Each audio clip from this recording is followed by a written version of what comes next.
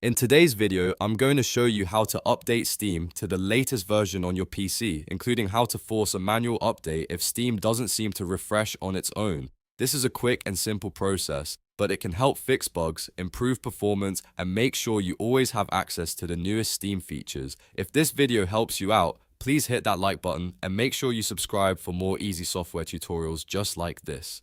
Alright, let's jump right in. First, launch Steam on your computer and wait for the main window to load. Once Steam is open, look at the very top left corner of the window and click the word Steam. This opens the main drop-down menu for the app. From that menu, select Check for Steam Client Updates. This is the option that tells Steam to look for the latest available version manually, instead of waiting for it to update in the background. After you click it, a small update window will appear. Now there are two possible outcomes. If an update is available, Steam will automatically begin downloading it for you. You don't need to search for anything else or do any complicated steps. Just let the download complete.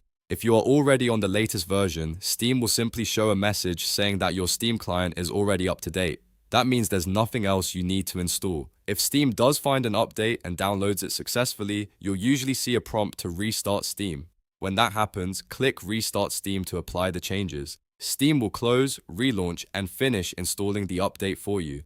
After that, you should be running the latest version, and that's really all there is to it. Whether Steam needed an update or was already current, you now know how to manually check and make sure your client is up to date. This is a great habit to keep, especially if you want smoother performance, fewer glitches, and the newest security improvements. If this tutorial helped, don't forget to like the video and subscribe to the channel for more step-by-step tech guides. Thanks for watching, and I'll see you in the next one.